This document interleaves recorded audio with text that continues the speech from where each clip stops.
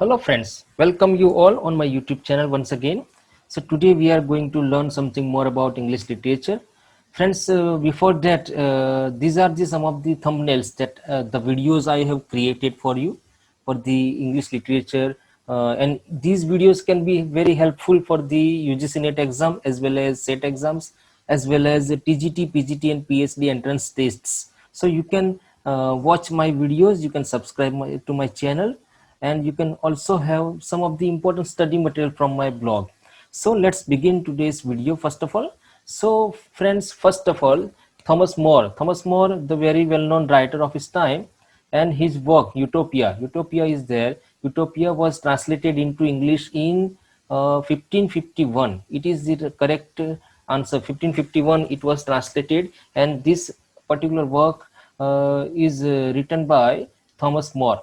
Then Philip Sidney's Astrophel and Stella is which is the genre of this particular work. Identify that genre.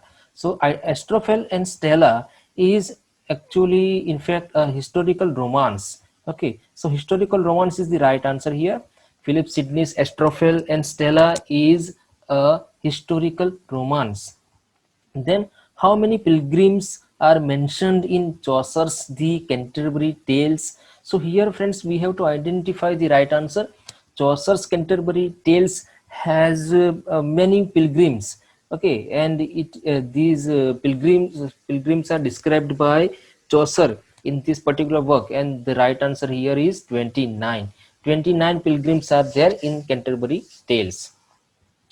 Then friends, what is the complete title of Marlowe's play popularly known as Dr. Faustus? So Dr. Faustus is there, written by Christopher Marlowe, very well-known tragedy writer, and one of the very important from University Wits.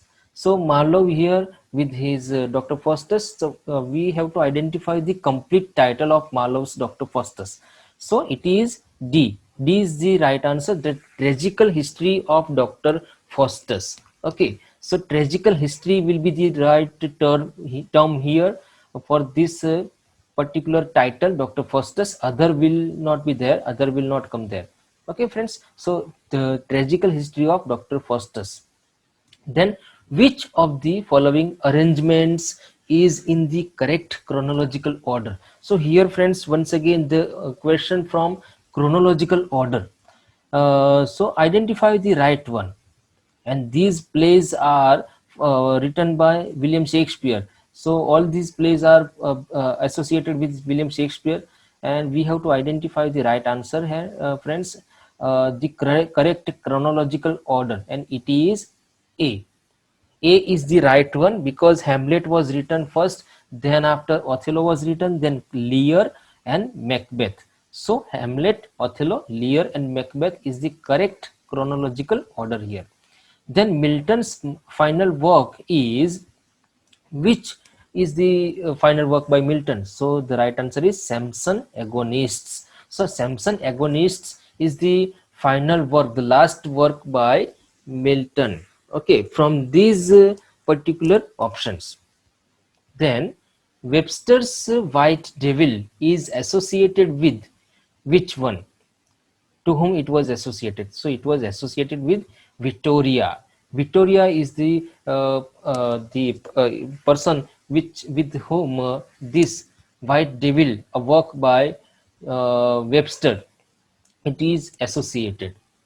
Then the writer of the Honest Whore is Thomas Dekker. Friends, the Thomas Dekker, the option number B is the right one for this particular work, Honest Whore, and it is the writer's name is Thomas Dekker.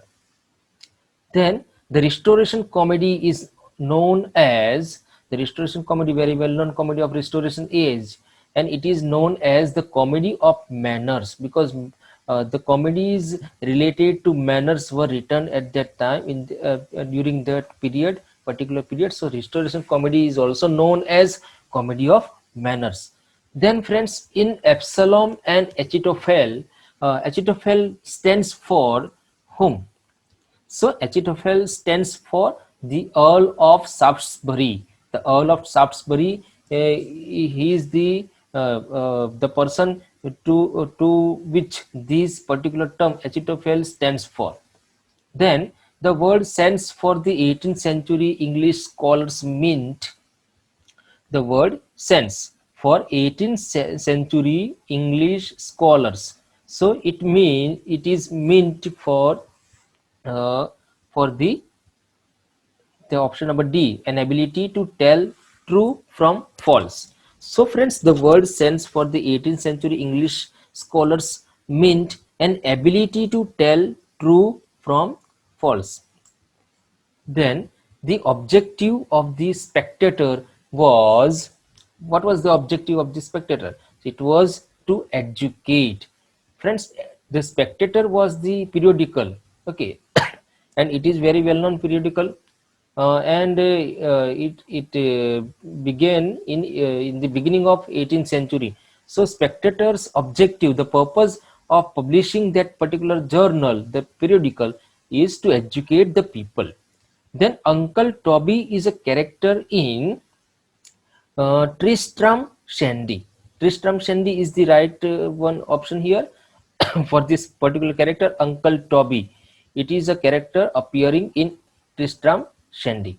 Then each of each in his narrow cell forever laid the rude forefathers of the Hamlet sleep.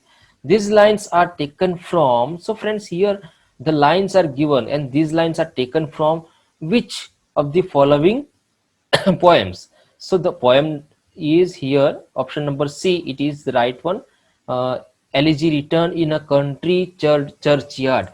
Thomas Gray's poetry it is, and graveyard poetry it is. So it has these the above lines, each in his narrow cell forever laid the rude forefathers of the Hamlet sleep. Then she stoops to conquer is, what kind of comedy it is? Is it sentimental, romantic, or anti-sentimental, or high comedy? So she stoops to conquer is an anti-sentimental comedy here.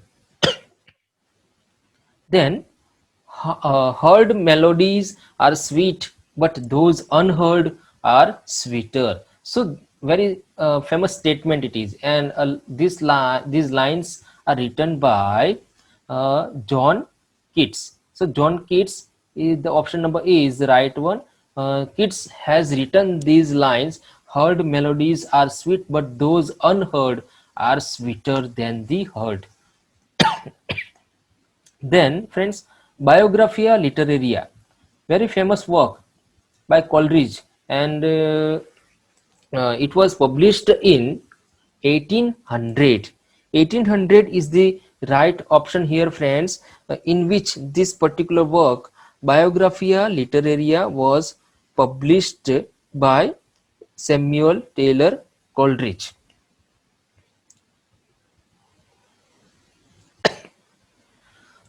Sorry friends.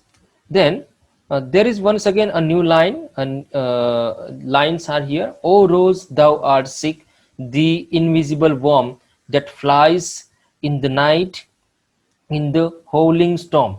These lines are written by William Black. William Black is the right option here. Who wrote these lines? O rose, thou art sick, the invisible worm that flies in the night, in the howling storm. So it is written by William Black. Then question number 19. The phrase willing suspension of disbelief is associated with Samuel Coleridge. Yes, S.T. Coleridge, a person to which this particular phrase willing suspension of disbelief, willing suspension of disbelief, is associated with Coleridge. Then friends, who considers William Wordsworth the third greatest poet in English after Shakespeare and Milton? So Shakespeare and Milton, after Shakespeare and Milton, one poet is there, William Wordsworth, who is considered as the greatest poet in English after Shakespeare and Milton. So it was Matthew Arnold. Matthew Arnold considered William Wordsworth as the greatest poet, the third number greatest poet after Shakespeare and Milton in English literature. So Matthew Arnold is the right answer here. Then Michael Henchard is a character from a novel by Thomas Hardy. Thomas Hardy is the right answer here. Michael Henchard is the character portrayed by Thomas Hardy in his novel. Then, which of the following arrangements is in the correct chronological sequence? So friends, once again we have chronological order. We have to find out the right one.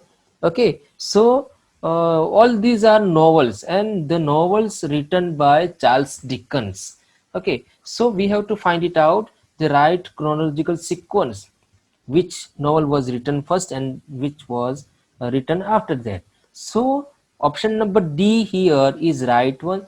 Bleak House will come first, then after Hard Times was written, then a tale of two cities. For example, London and Paris, two cities are described there in that particular work.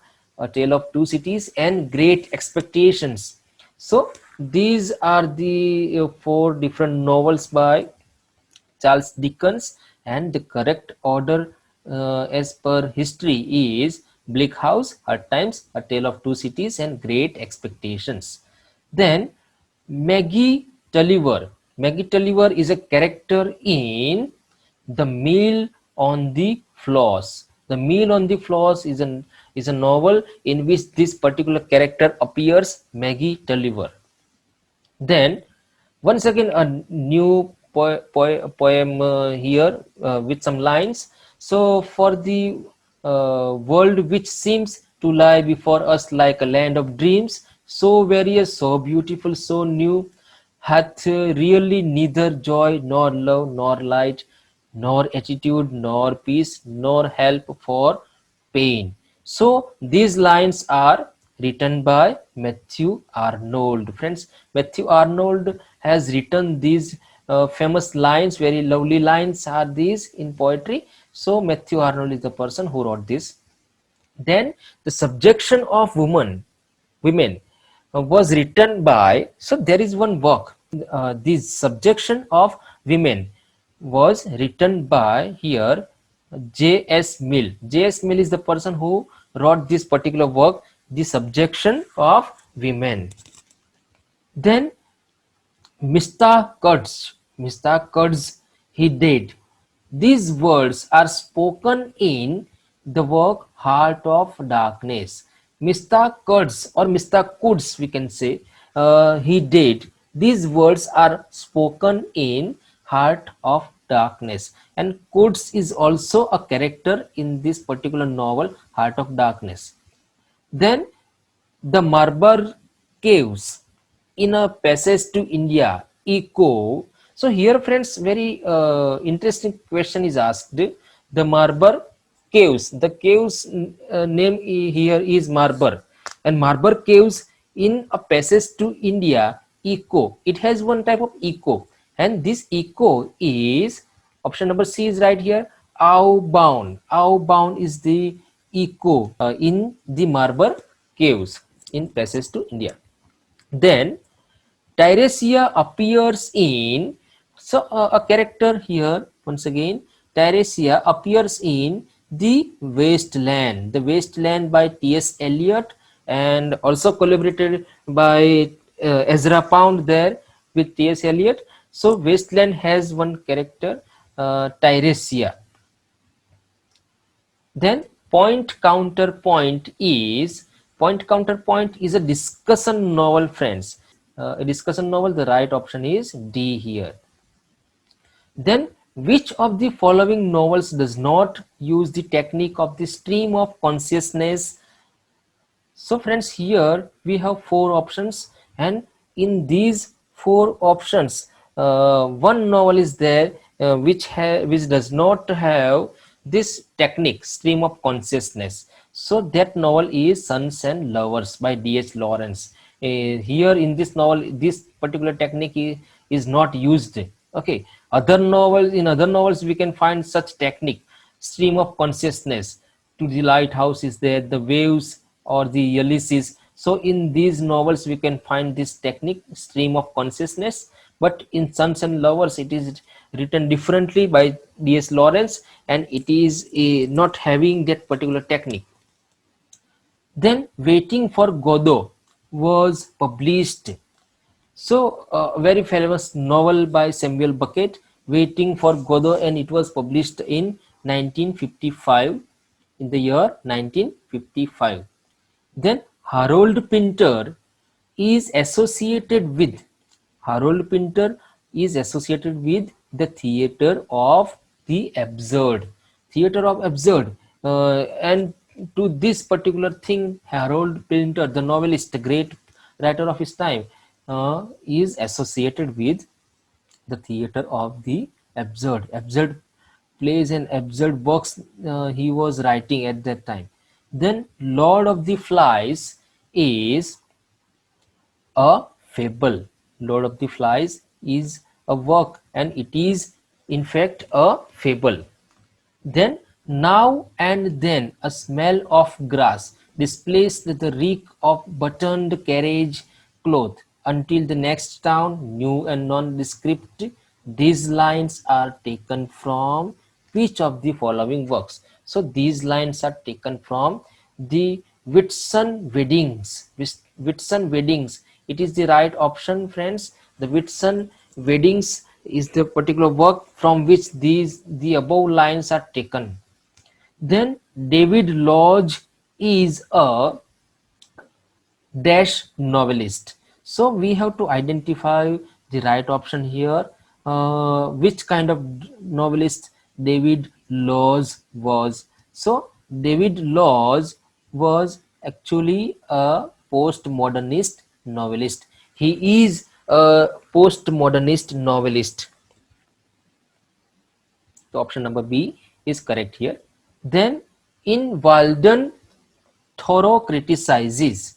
In Walden, it is one work by Henry David Thoreau, Walden. Okay, and in this particular work, Thoreau criticizes the materialistic approach to life. So here option number A is right, materialistic approach to life. And in this particular work, Thoreau criticizes this thing, materialistic approach to human life. Then friends, in the Leaves of Grass, Walt Whitman sings songs of democracy. Friends, Leaves of Grass is very famous work by famous poem by Walt Whitman, the American poet. Okay, and the democracy is the idea for which the poet here in this particular poem, The Leaves of Grass, Walt Whitman singing songs of democracy. Then Heister Pren is a character. So once again, a character is here with the name Heister Pren, and this character appears in the Scarlet Letter. Scarlet Letter is particular work in which this particular character appears. The Scarlet Letter.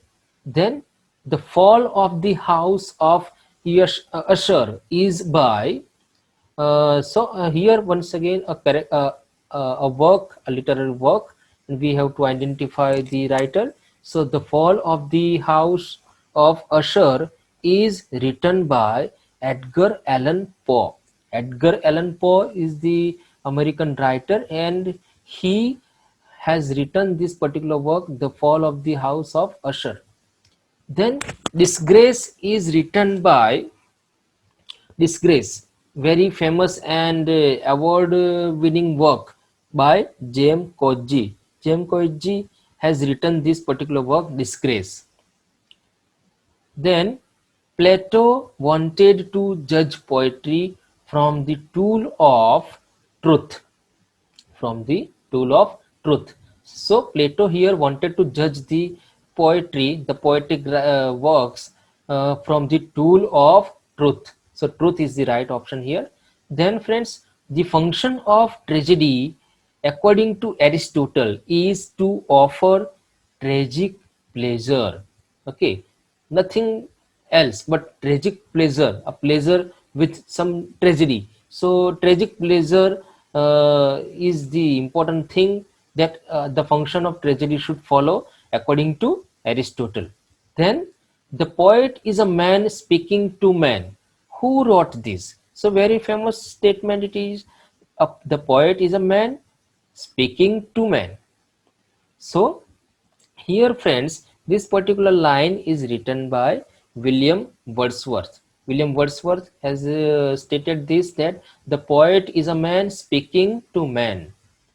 Then rasa theory was first expounded by, the rasa theory was first expounded by Bharat Muni. Bharat Muni is the person who expounded first this particular theory, rasa theory. Then death of the author emphasizes what? Death of the author emphasizes on reader. Then identify the figure of speech in the following line. It is an open secret. So friends, here we have one figure of speech, and it is here, the statement is written here, it is an open secret. So which kind of figure of speech can it be? So it is oxymoron, because uh, two contrasting things are here, open and secret. So secret also and open also, so that's why it is oxymoron. The right answer is oxymoron here. Then friends, match the following. Here we have matching. Okay, so parable, innuendo, onomatopoeia, then oxymoron. So and these are the figure of speech, and the basic definition of these figure of speech here. So we have to identify the right option from these codes given in ABCD. So friends, I think it is C.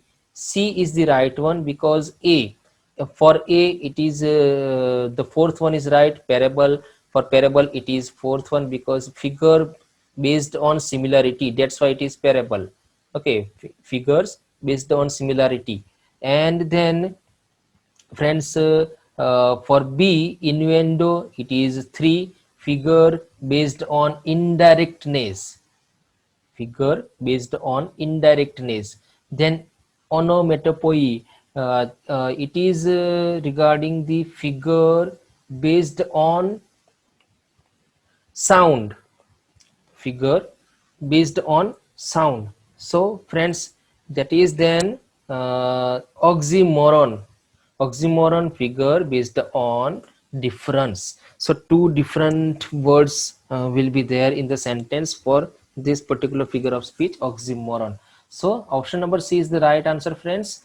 Parable for figure based on similarity, innuendo for figure based on indirectness, and onomatopoeia for figure based on sound, and oxymoron for figure based on difference.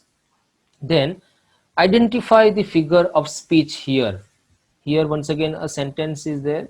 uh, our birth is but a sleep and a forgetting. So here friends, a very nice statement, our birth is but a sleep and a forgetting. So here metaphor is there, because metaphor, the characteristic of metaphor is there in this particular statement. Our birth is but a sleep and a forgetting. Then a Petrarchan sonnet is divided as follows. So here the sonnet, Petrarchan sonnet, and it is divided as like this. We have to identify the right option friends. So it is option number D, an octave followed by a sestet. An octave followed by sestet. Octave means 8 lines and a sestet means 6 lines. So Petrarchan sonnet is divided into an octave and a sestet. So friends, next question is here. We have to match these items with the its basic definitions. Okay, so iambic, anapestic, trochaic, and dactylic is there. So which can be the right answer, friends? Identify it. So right answer as per me, it is option number A. A for 2, then B for 3, and then C for 4, and D for 1. So friends, iambic will be associated here with the number 2, and unstressed the syllable followed by a stressed the syllable. Then anapestic will be connected to option number 3, to unstressed the syllable followed by one stressed syllable. Then trochaic will be here to fourth number, stress the syllable followed by an followed by a stressed syllable.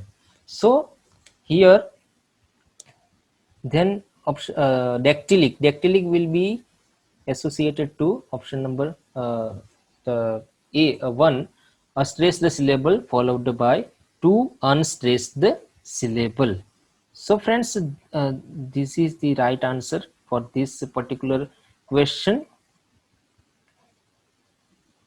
Friends, here in this particular question, there is a little mistake by the exam setters, by the paper setter for trochaic, because here it is written a stress the syllable followed by a stress the syllable. But here it will come like un unstress the syllable. Okay, stress the syllable followed by an unstress the syllable. Okay, so there is, that is one correction here in this paper. So friends, these were the questions for your uh, uh, understanding and learning something more about the literature. Okay, so that's all for today. You can follow me on these social media platforms for better uh, knowledge regarding English literature, and easy knowledge, I can say, is in easy explanation, in easy language. Okay, so friends, that's all for today, and thank you very much.